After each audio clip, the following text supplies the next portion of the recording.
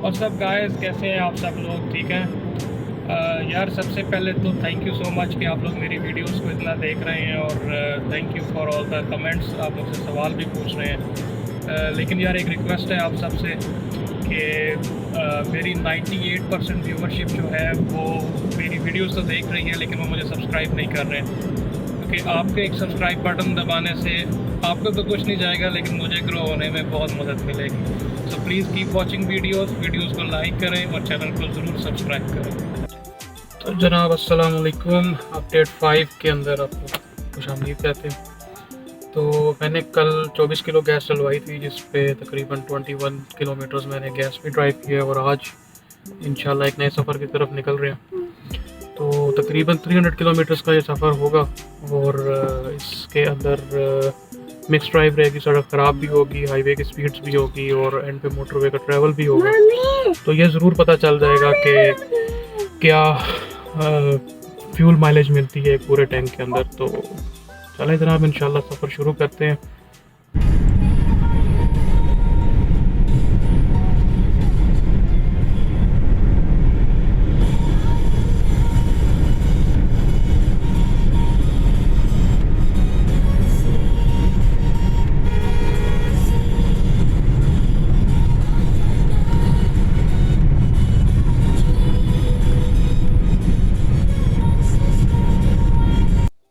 तो जनाब ये सफ़र है वादी सोन से केसर का, और जो लोग रिसेंटली उस तरफ गए हैं उनको तो पता ही होगा कि कलर कहार से वो 40 लेक तक रोड की क्या कंडीशन है और कितनी ही पथेटिक किस्म की रोड है वहाँ पे। अभी वो बन तो रही है और मोस्ट प्रॉब्ली शायद 1 साल में बन जाए, लेकिन यकीन माने उस रोड के ऊपर इतने बड़े बड़े खड्डे हैं कि अगर आप उसमें पानी भर दें तो यकीनन फ़िश फॉर्म भी बना सकते हैं।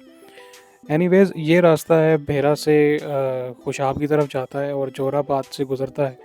ये रोड जोराबाद की है और खुशाब जाने का मकसद और ये रास्ता अडॉप्ट करने का मकसद सिर्फ एक ही चीज़ थी और वो था खुशाब का ढोढा, जो मैं खाना चाहता था और वो क्या ही लाजवाब किस्म की चीज़ है।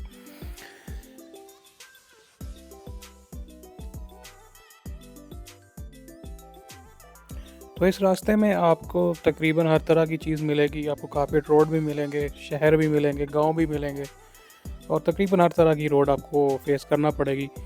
और तो ये ट्रिप काफ़ी अच्छा है ये मालूम करने के लिए कि यार कितनी माइलेज जो है वो अटेन करते हैं आप एक फुल टैंक के अंदर एलपीजी पे।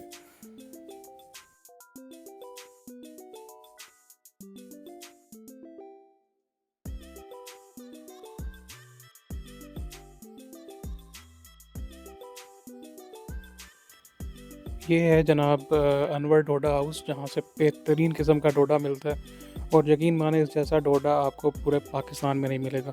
और ये कोई पेड एडवर्टाइजमेंट नहीं है, मुझे पसंद आया तो मैंने इनकी तारीफ़ कर दी है और इसको अपने व्लॉग में भी शो करवा दिया है। तो यहाँ से आगे सकेसर तक जाने के लिए आपको दरमियान में एक पूरी पहाड़ी जो है वो क्रॉस करनी पड़ती है और फुल टाइम चढ़ाई है उसके अंदर। तो उसके ऊपर भी चढ़ाई करते हुए गाड़ी को किसी किस्म की कोई प्रॉब्लम बिल्कुल भी फेस नहीं हुई। ओवरटेकिंग भी की है, चढ़ाई के दौरान भी ओवरटेकिंग की है, जो मैं आगे आपको दिखाऊंगा भी। तो गाड़ी के थ्रोटल रिस्पांस में कोई कमी महसूस नहीं हुई। तो यहाँ पे अभी उन क्वेश्चंस को डिस्कस कर लेते हैं जो आपने मेरे से कमेंट्स में पूछे हैं। सबसे पहले तो आपको ये बता दूं कि एलपीजी क्या चीज़ है।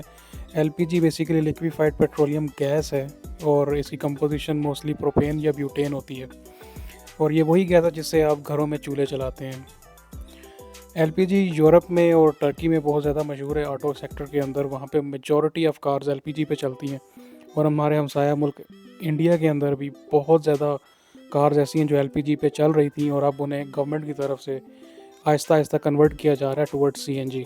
ये उनका अपना डिसीजन है, लेकिन गैस के ऊपर बहुत ज़्यादा कार्स हैं जो दुनिया में चल रही हैं।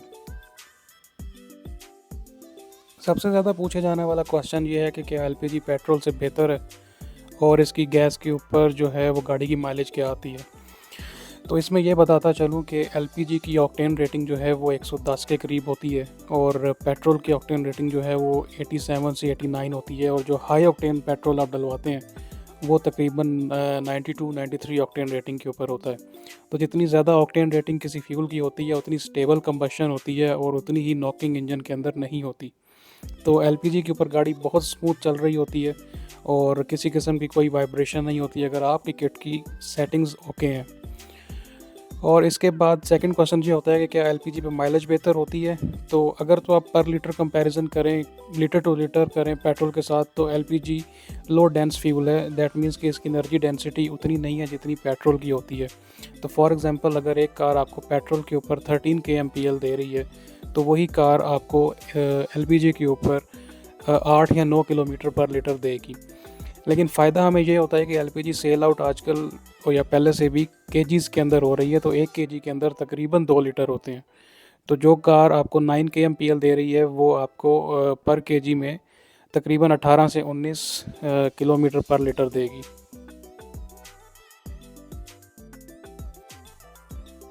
नेक्स्ट सबसे ज़्यादा किया जाने वाला क्वेश्चन ये है कि एलपीजी जो है वो इंजन को तबाह कर देता है और इंजन जो एलपीजी पे चल रहा होता है वो कुछ अर्से बाद ख़त्म हो जाता है। तो इसका जवाब भी यही है कि एलपीजी जो है उसके अंदर कार्बन डिपोजिशन तकरीबन ना होने के बराबर है। पेट्रोल से ज़्यादा ये एनर्जी एफिशिएंट भी है और एनवायरमेंटल एस्पेक्ट्स के लिहाज से भी ये बहुत अच्छी है। तो इसके अंदर एमिशंस भी नहीं होते, कार्बन डिपॉजिट्स भी नहीं होते। दैट मीन्स कि आपके इंजन के प्लग्स भी बेहतरीन रहेंगे और आपके इंजन के अंदर डिपॉजिट नहीं होगा तो आपका मोबाइल ऑयल भी ज़्यादा अरसा चल सकता है।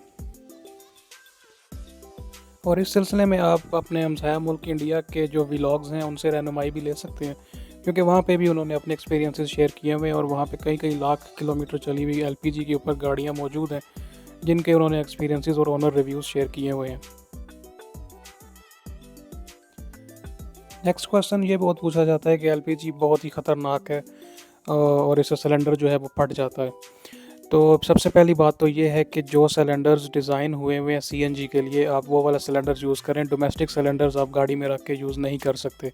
सीएनजी जो है वो तकरीबन 2000 से 3000 पीएसआई के दरमियान चार्ज होती है और उसके सिलेंडर्स उसी के लिहाज से ही डिज़ाइन किए होते हैं। एलपीजी का प्रेशर मुश्किल से 150 पीएसआई से 180 पीएसआई तक होता है और ये भी वो है जिसमें बहुत अच्छा प्रेशर आपको कहीं से मिल जाए। अदरवाइज़ 60-70 पीएसआई या 100 पीएसआई पे गैस चार्ज हो रही होती है। तो ये जो सीएनजी के डिज़ाइन सिस्टम्स हैं ये एलपीजी को बआसानी हैंडल कर लेते हैं। हाँ, एक चीज़ इसमें देखने की बहुत ज़रूरत है कि आपकी एलपीजी कहीं से लीक ना हो रही हो। तो अगर आपने लीकेज कंट्रोल की हुई है तो आपको कोई प्रॉब्लम उसके अंदर नहीं होने वाला। और ये एलपीजी जो है वो हवा से कदरे भारी होती है, तो दैट मीन्स कि ये नीचे बैठती है। तो अगर आपको स्मेल आए तो फ़ौरन गाड़ी को ऑफ़ करें और पहले अपनी लीकेज को चेक करें। नेक्स्ट क्वेश्चन जो पूछा गया है बहुत ज़्यादा वो ये है कि सीएनजी की किट को एलपीजी पे कन्वर्ट किया जा सकता है। तो जी बिल्कुल, जो लैंडी रेंजो की किट आपकी पहले सीएनजी की लगी हुई है, आप उसे बआसानी ओवरहॉल करने के बाद एलपीजी के ऊपर चला सकते हैं। और आजकल मार्केट के अंदर वैसे भी एलपीजी की किट्स अवेलेबल हैं जो शायद 4 या 5 हज़ार रुपये की मिल जाती हैं। और बाकी अगर आप कंप्लीट सेटअप इंस्टॉल करवाते हैं तो कोई भी अच्छा मैकेनिक आपसे 20 से 25 हज़ार रुपये इसकी इंस्टॉलेशन के ले लेगा। मेरे पास ऑलरेडी ये किट इंस्टॉल्ड थी गाड़ी के अंदर, तो मुझे कुछ ज़्यादा पेमेंट नहीं करनी पड़ी। मेरा ये सारा सेटअप मुझे रिन्यू करने के लिए सिर्फ 3 या 4 हज़ार रुपये लेबर के देने पड़े हैं और मुझे अपना गाड़ी का सिलेंडर वेल्व चेंज करना पड़ा है क्योंकि वो स्टक था और प्रॉपरली गैस फ्लो नहीं दे रहा था। तो मैंने लास्ट वीडियो में आपको दिखाया कि मैंने सिलेंडर वेल्व उसका चेंज किया। मैं एक चीज़ यहाँ पे ज़रूर मेंशन करना चाहूँगा कि मेरा ड्राइविंग स्टाइल बिल्कुल भी लाइट फुट नहीं है। मैं बहुत हार्ड फुट से कार ड्राइव करता हूँ और मैंने इस पूरे ट्रिप के अंदर कोई रिलैक्सेशन नहीं रखी क्योंकि मुझे एक्चुअल माइलेज फाइंड आउट करनी थी। तो अगर कोई थोड़ा लाइट फुट के ऊपर और फ्यूल कॉन्शियस होकर चलाएगा तो यकीनन वो मेरे से ज़्यादा माइलेज अटेन कर पाएगा।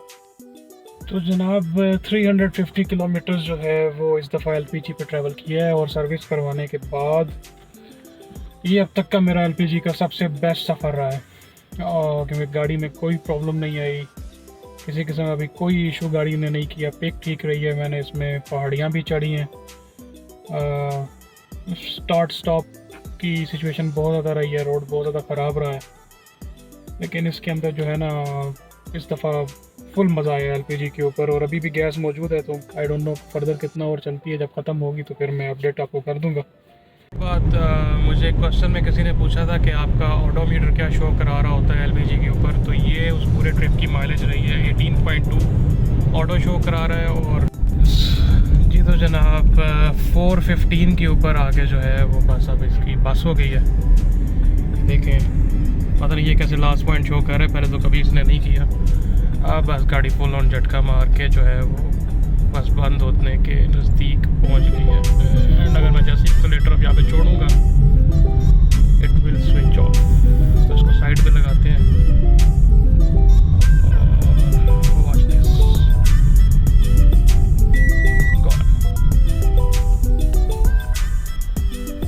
चीज़ ये मैं आपको दिखाता हूँ कि मैं अभी सिटी में आया हूँ, पहुँचा हूँ मोटरवे से उतर के तकरीबन घंटे सवा घंटे की ड्राइव के बाद।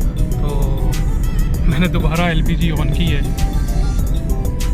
और ये भी फिर चल रही है तो मतलब यार ये कुछ ना चलाती ही रहती है एलपीजी जो है ना, ये पूरी तरह फिनिश भी नहीं होती है। इसकी फूकों में भी जो है ना वो गाड़ी चलती ही रहती है। तो अभी मैंने इसीलिए दोबारा ऑन करके वीडियो बना रहा हूँ कि यार देखते हैं यार अगेन ये कहाँ तक जाती है, क्योंकि उस वक्त मैंने आपको दिखाया था कि गाड़ी जो है वो ऑफ़ हो रही थी। अब गाड़ी ऑफ़ भी नहीं हो रही और चल रही है। 540 किलोमीटर्स के ऊपर हम मोटरवे से उतरे थे नीचे और उसके बाद तकरीबन 8-9 किलोमीटर जो है वो फर्दर एलपीजी पे दोबारा मैंने कन्वर्ट की थी। उसके बाद से मैं सिटी के तकरीबन ये मेरा 3rd ट्रिप है और ये मैं एलपीजी के ऊपर ही चला रहा हूँ उसको। इस वक्त जो 575.6 हो गया है और ये आप देख सकते हैं कि ये गैस के ऊपर ही चल रही है कार अभी। तो अभी तक ये है कि जो फ्यूम्स वगैरह होते हैं इसके अंदर, या एंड पे जो एक किलो या 1.5 किलो या मे भी 2 किलो, मुझे नहीं पता कितनी गैस सिलेंडर के अंदर अभी बाकी है, वो शायद अपना उसका वेपराइजेशन प्रेशर इतना नहीं होता कि वो गाड़ी के फ्लो को मैच कर सके। तो होता ये है कि गैस तो अंदर लाइट इतनी मौजूद होती है लेकिन वो फुल थ्रॉटल भी नहीं ले रही होती और आइडलिंग भी गाड़ी की जो है वो नहीं प्रॉपर हो रही होती। तो इस वक्त भी कंडीशन ये है कि गाड़ी चल तो रही है, तकरीबन 2000 RPM तक जा रही है और इतने में मुझे नहीं पता कि और फर्दर कितने किलोमीटर्स चल जाए। तो मैं इसको यहीं पे कंक्लूड कर रहा हूँ क्योंकि मेरी खुद बस हो गई है यार कि ये मुकने का नाम ही नहीं ले रही, बस किसी ना किसी तरह चली ही जा रही है। तो अभी मैं आपको कंडीशन दिखाता हूँ कि होता क्या है जिस वक्त गैस आपकी एंड हो जाती है कि आपकी आइडलिंग गाड़ी की जो है वो नहीं होती। अब मैं अगर क्लच दबाता हूँ इस कंडीशन में तो देखिएगा कि ये कार जो है वो स्विच ऑफ हो गई है। देखा आपने, कार जो है वो बंद हो गई है। अब मैं वापस इसको जैसे ही एक्सीलेटर छोड़ूंगा तो ये एलपीजी के ऊपर वापस आ गई है और अपना चलना शुरू हो गई है। तो अभी जो कंडीशन है वो यही है कि 60-70 km/h की स्पीड जो है वो गाड़ी जो है वो अटेन कर पाती है। तो यही इसकी मज़े की चीज़ है। अभी इसकी माइलेज कैलकुलेशन आप देख लें, मुझे लगता है कि ये मेरा तकरीबन यहाँ से 10 किलोमीटर का सफ़र हो रहा है। तो मैं इसको तकरीबन कंसीडर करता हूँ कि यार ये 580 जो है उतने में इतनी जो है ये चली है। अब इसके अंदर I think it goes above 18, कोई 18.5 के करीब ही कोई माइलेज ये शायद बनती है। तो आगे चल के इसको भी कैलकुलेट मैं करता हूँ और वीडियो में फिर मैं आपको अपडेट दे दूँगा कि यह कहाँ तक ख़त्म हुई है, क्योंकि अब बहुत लेट हो चुका है मेरा भी। तकरीबन इस गैस को डलवाए हुए मुझे 5 या 6 दिन हो चुके हैं। तो इस ब्लॉग को यहाँ पे एंड करते हैं और आपको मैं अपडेट देता हूँ फर्दर। तो वीडियोस देखते रहें, वीडियोस काइंडली पूरी देखें, एक्सपेरिमेंट बहुत मज़े का। और उम्मीद है कि जितने क्वेश्चंस आपके थे मैंने उनको इस वीडियो के अंदर आंसर कर दिया। अगर आपके फर्दर कोई क्वेश्चंस हो तो प्लीज़ डू आस्क देम और keep watching and keep subscribing please. Thank you so much.